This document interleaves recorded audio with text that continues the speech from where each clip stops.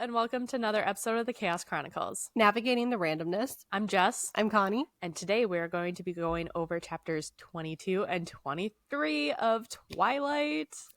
We're almost there. Almost there.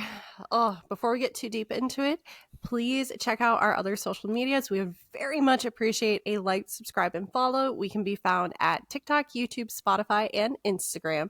The handle for all four is at Chaos Chronicles Podcast, and that's Chronicles with an S. I feel like I forgot something on there. No, you're good. But do you want to continue and tell us a brief summary of chapters 20 and 21? Okay.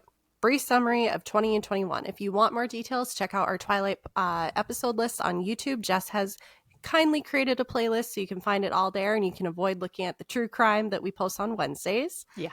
Yeah, you're welcome.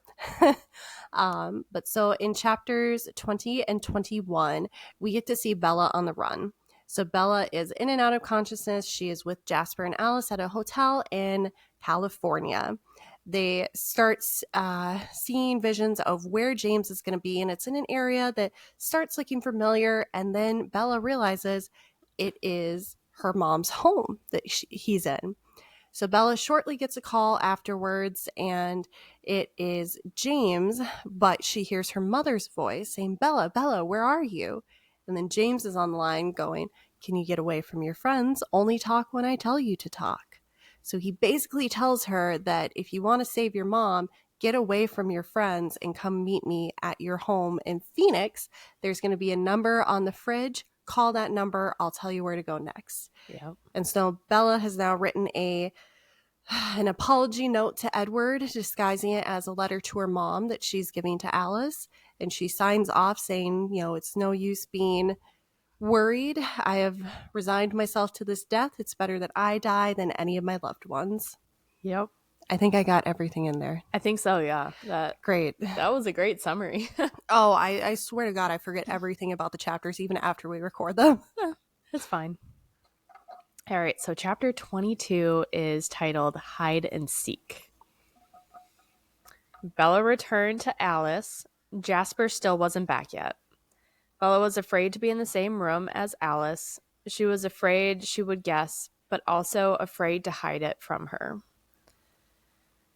Alice bent over the desk, gripping the edge with both hands. Bella called her name. She didn't respond. Her head was moving slowly from side to side, and her eyes were blank. Jasper came in and was behind her instantly, his hands curled over hers. He demands, "What is it?" Alice turned away from Bella and says, "Bella." Bella responds, saying she's right there. And when Alice turns to look at Bella, Bella realizes that when she said Bella's name, she was responding to Jasper's question. Alice finally answered, saying nothing really, just the same room. She then asks Bella if she wants breakfast. She calmly says no, she'll eat at the airport, and then she goes to shower. Bella has a suspicion that Alice is waiting until she leaves the room to tell Jasper that they were doing something wrong, they were going to fail. As Bella got ready, she was concentrating on each task, and Jasper's peaceful mood came over Bella, and it helped her plan. Bella dug through her bag for her sock full of money and emptied it into her pocket. They left by 7, and this time she was alone in the back of the car. Bella asks Alice how her visions work. Edward had said that it wasn't definitive and things change. She murmured, hopefully, yes, some things are more certain than others, like the weather. People are harder. She only sees the course that they're on while they're on it. Once they change their mind, no matter how small the detail, the whole future shifts.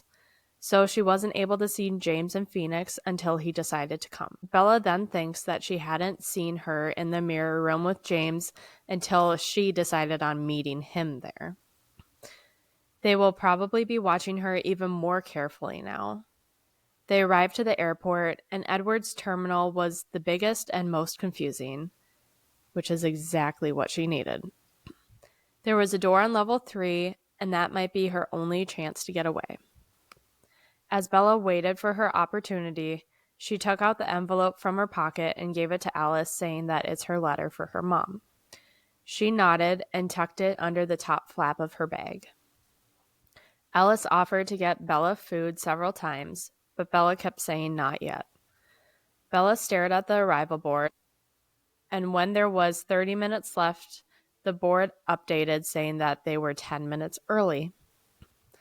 Bella quickly said she'll eat now, and Alice offered to come with. Bella asks if Jasper could come with instead, since she's feeling a little, and lets her eyes say the rest. Jasper stood up. Alice was confused, but not suspicious. Jasper walked beside her with his hand on the small of her back, like he was guiding her. Bella spotted the level 3 ladies' room and asks Jasper if he minds. She'll only be a moment. Jasper tells her he will be right there waiting for her. As soon as the door shuts, Bella started running. Bella remembered this specific bathroom because she had gotten lost before using it, since it has 2 exits. If Jasper does stay there exactly, he'll never see her. Bella ran, not looking back, and maneuvered her way through people. She made her way outside, but there was no cab in sight. She had no time. They would find her in a heartbeat. Bella got onto a shuttle to the Hyatt. Once there were people jumping out of cabs. Bella jumped into the cab and gave him her mother's address, saying that she needed to be there as soon as possible. She gave him $80 and asked if that would be enough. It would. They took off. Instead of spending the time panicked, she decided that she would spend it with Edward, imagining she had stayed at the airport and met him. Where they would have gone, what they would do. There were still so many questions that she had for him. Suddenly, Bella is pulled from her daydream. They arrived. Bella ran to the door, grabbed the key, unlocked the door, and entered. She went to the kitchen and found the phone number. She dials it, and the male voice answers. He is impressed by how quick she was. Bella asks about her mother, and he says that she is perfectly fine. He has no quarrel with her unless Bella didn't come alone. Bella responds that she is, and thinks that she has never been more alone in her entire life. He then asks if she knows the ballet studio just around the corner. She does. He says he'll see her there soon. Bella hangs up and runs from the room, through the door and outside. Bella didn't want to look back at the house now to see it empty. Emptiness is a symbol of fear and not sanctuary. Bella ran, but felt slow. She tripped several times, fell once, but continued to run. Bella got closer to the studio and could see a sign inside the door saying that it was closed for spring break. Bella touched the handle and tugged. It was unlocked. The lobby was dark and cool. Bella's mother's voice, in a hysteric panic, called to her and said she scared her, "Don't do that again." Bella looked around, trying to find where the voice was coming from. She was on the TV. The recording was from a Thanksgiving when Bella had almost tipped her chair backwards. The TV turned blue and Bella turned. He was by the back exit. He stared at her for a while, then began to smile. He walks toward her, saying, "Sorry about that, but isn't it better that her mom not be involved at all?" Bella's mother was still safe in Florida. With relief, Bella says yes. Yep. I remember being so frustrated and thinking, why wouldn't you try calling your mother's phone to confirm? But like, she did hear her voice and didn't think about the VCRs. Yeah. Confirm that my mom's there. Put her on the phone. I don't know, something. Yeah. Give me, like, I need to have a conversation with her. Yeah. But with relief, Bella says yes. He responds that she doesn't seem angry that he tricked her. Bella says she's not. He responds hopefully, quote, I suppose you're going to tell me that your boyfriend will avenge you, end quote. She doesn't think so, or at least she asked him not to. She doesn't know his reply as she wrote him a letter. In a sarcastic but polite tone says, "How romantic. A last letter. Do you think he will honor that?" Bella hopes so. He responds that their hopes differ. This all seemed too easy, too quick. He is actually disappointed. He expected a greater challenge. Victoria wasn't able to get her father, so he had to find out more about her. There wasn't a reason chasing her down, so he finally decided to visit her mother after he overheard her at Charlie's. Initially, he didn't think she meant it, but humans are predictable and like to go someplace familiar. And wouldn't the perfect place to hide be exactly where she said she'd be? But it was still a hunch. He listened to her message when he got to her mother's house, but he couldn't see where she called from. It was useful to have her number, but she could be anywhere by now, and the game would only work if she was close. Then her boyfriend got on a plane to Phoenix. Victoria was monitoring them, and that told him what he needed to know. He had already gone through the home movies and was ready to set up the bluff. She wasn't up to his standards. He hopes that she is wrong about Edward. He asked if he could leave a letter for Edward. He takes a step back, and Bella can see that there's a video camera set up, already recording. He adjusts it, and Bella stared at him in horror. He continues to say he doesn't think Edward will be able to resist after he watches this. And of course, he doesn't want him to miss anything. It was all for him, after all. She is simply just a human who was in the wrong place at the wrong time and also running with the wrong crowd. He takes a step toward Bella, saying before he begins, he wants to rub it in a bit. He was so afraid Edward would ruin his fun. It happened once, ages ago, the one and only time his prey escaped. This vampire was so fond of the victim that he made the choice that Edward was too weak to make. When the old one knew what he was after, he stole her from the asylum where he worked. He freed her and made her feel safe. She didn't even seem to notice the pain. She was stuck in the black cell for so long, and 100 years earlier, she would have been burned at the stake for her visions. At that time, I was like, oh my gosh, are we going to find out about Alice? Oh my gosh. In the 1920s, they had asylums and shock treatments. When she opened her eyes, she was strong and fresh with youth, and it was like she hadn't seen the sun before. The old vampire had turned her into a new strong vampire. There was no reason for him to touch her now. So, he destroyed the old one in vengeance. Astonishingly, Bella says, Alice. Yes, Alice. He was surprised to see her in the clearing. Her coven should be able to take some comfort with this experience, though. He gets Bella, but they got her. The one victim who escaped him. What an honor. He continues, she did smell delicious, and he still regrets he never got to taste her. She even smelled better than Bella. He apologizes, saying he doesn't mean to be offensive. She does have a nice floral smell. He is now just inches away from Bella. He lifts a lock of her hair and sniffs it. He gently puts it back in place, and he puts his fingers on her throat.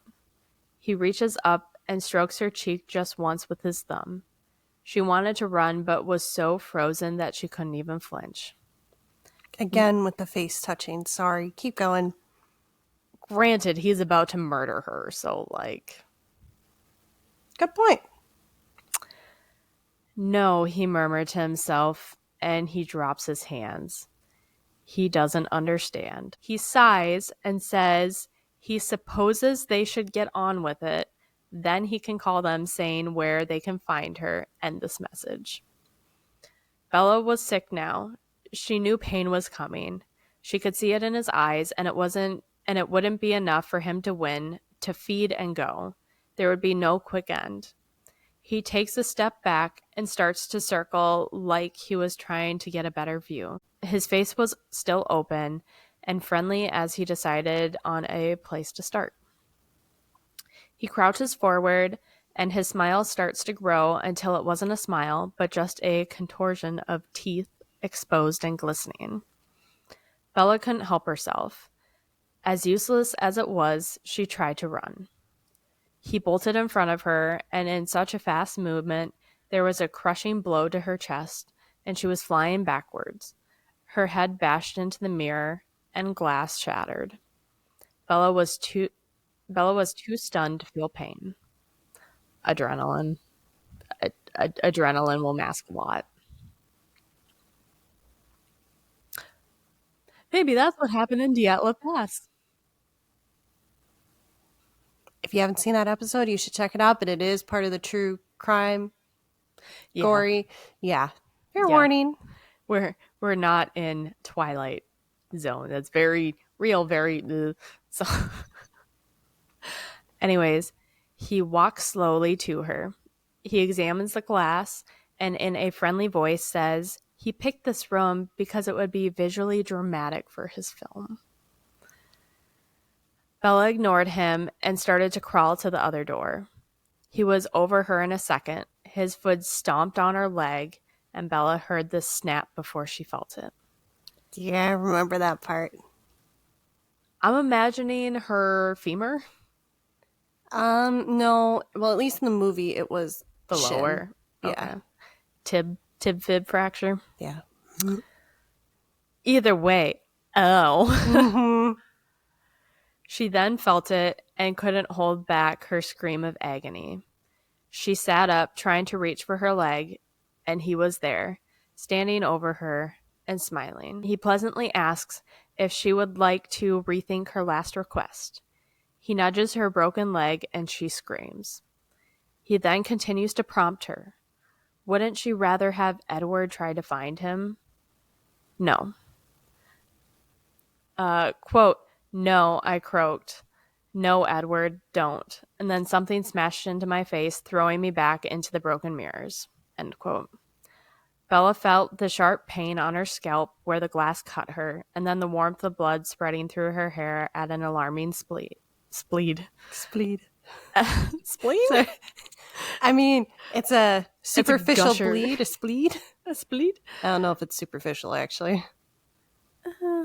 So at an alarming speed, it was soaking the shoulder of her shirt and dripping on the wood below.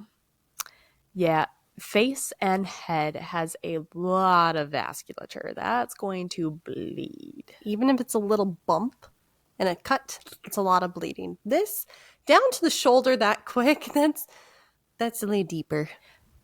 Yeah. Bella was nauseous and dizzy, but saw something that gave her a shred of hope.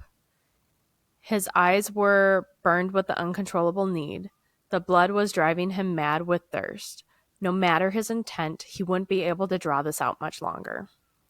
Bella's eyes started to close, and she was drifting out of consciousness. As she was drifting off, she heard a final growl from the hunter. His dark shape was coming toward her. Quote, "With my last effort, my hand instinctively raised to protect my face. My eyes closed, and I drifted." End quote, and end of chapter 22. Hell of an end, but don't worry, we're going into chapter 23. Yes, 23 is The Angel. And it's only 4 pages long. Damn. It's the shortest chapter of the whole book. Bella was drifting and dreaming. She was floating under dark water and heard the happiest sound. It was beautiful and uplifting, but also ghastly. It was another snarl, deep and wilder, and was full of fury. She was brought back almost to the surface by a sharp pain slashing her upraising hand. She was unable to open her eyes.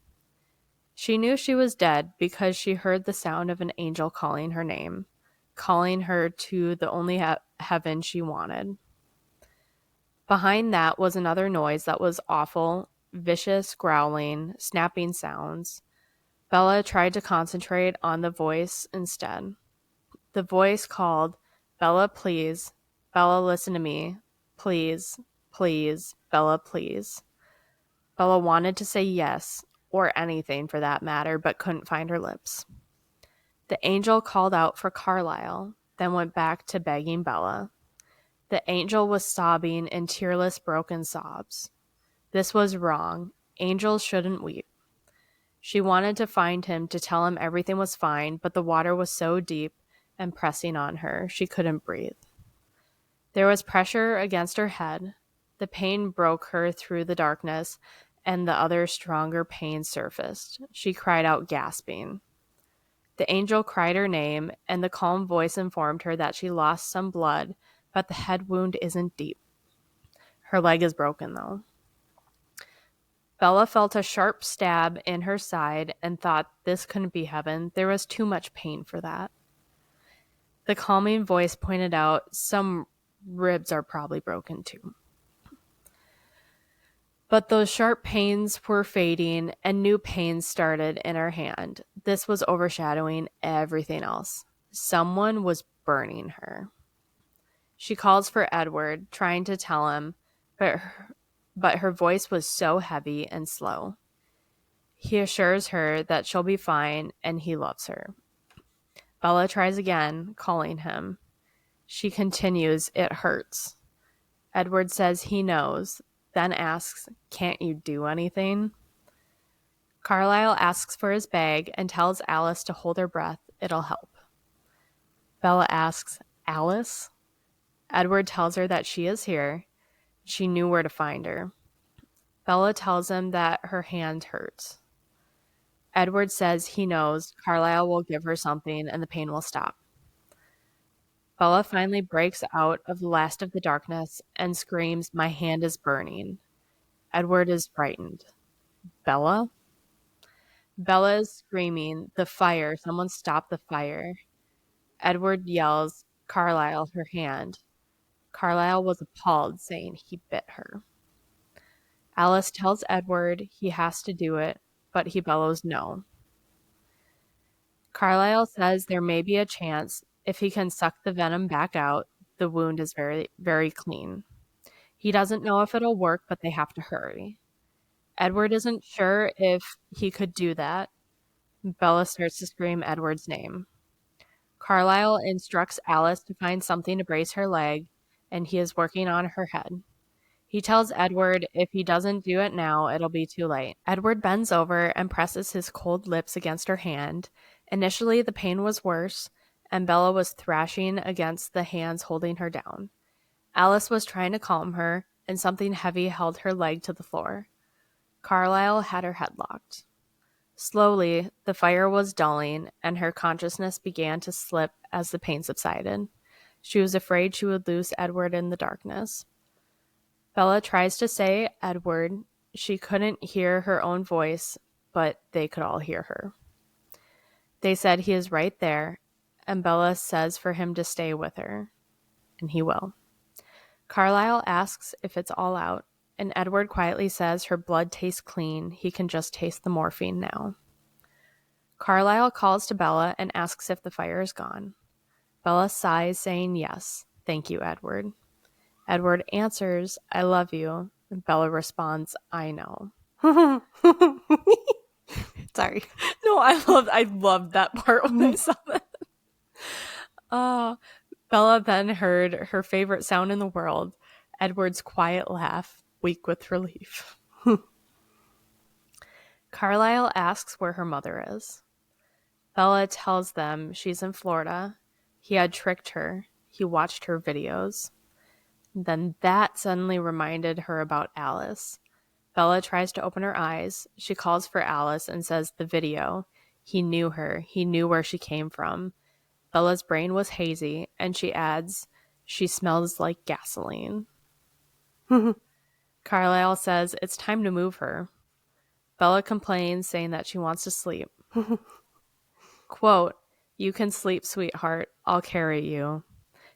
Edward soothed me, and I was in his arms, cradled against his chest, floating, all the pain gone. That's a shit ton of morphine. I was going to say, literally, my notes.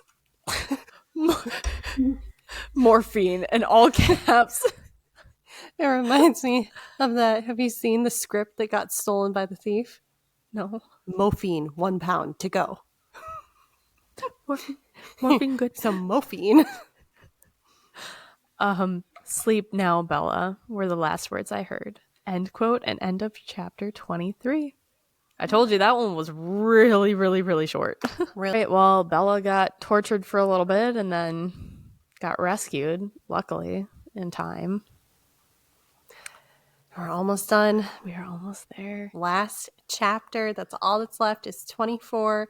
And then we have the epilogue. And then we are done with Twilight Book 1. I know. Wow, it's crazy to think that we started this not even that long. Well, maybe kind of couple months ago. Yeah, give or take. I thought it would take a lot longer, to be honest. It picks up a lot more towards, what was it, like chapter 13, 14 on? 15. 15. It was definitely over the halfway point, so you just gotta suffer through the beginning part. Yeah, completely different book. Yeah, our first couple chapters were literally just making fun of Edward. Just like talking crap about Edward. And now we're actually like, we're really not commenting on much at all. No, he is better when he's out of that. And you understand his reasoning more. But yeah, he is a big, gigantic red flag. And I'm just so bummed that we didn't order red flags until after we're out of that whole section. And if you're listening to this on Spotify and not watching the video, we have literal red flags. Yep. We do. But apparently we are going to be needing it for the next book. So. Oh, we will totally need it in New Moon. And if you listen to our Wednesday episodes, our true crime episodes, which I know a lot of you probably don't. But if you do, these might make their appearance in those as well. Mm-hmm. So. Also, because they are just really, really fun to play with. Yeah, that too. Also, if you can see, mine got a little destroyed by Ruby. So, yeah. But anyways, make sure that you are following us on all of our social medias. We are on YouTube, Spotify, Instagram, and TikTok, all at Chaos Chronicles Podcast, and that's Chronicles with an S. We will see you guys next week for our final episode of Twilight. Oh, wow. Yeah. There might be a little bit of a break before we get into New Moon. We'll have to let you know. We've got a lot of scheduling stuff in our own personal lives, but we'll make it work. Yeah, we'll figure it out and then let you guys know. Yeah. Well, until next time. Adios. Bye.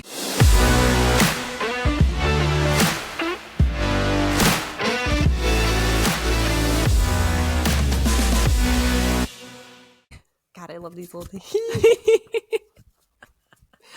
Oh, too much freaking fun. I still just hear Les Mis. Oh, I know. I'm still feeling very conductor batony. Yeah. This also feels like it would be a good weapon. Just hit somebody in the eye with this. It seems very painful. Ooh. And when you have to stab them. Stab. Oh, we haven't had a stabby in a while. We haven't had a stabby for a while. Stab. Yeah, we did. And we're still recording, so it's perfect. Oh, yay.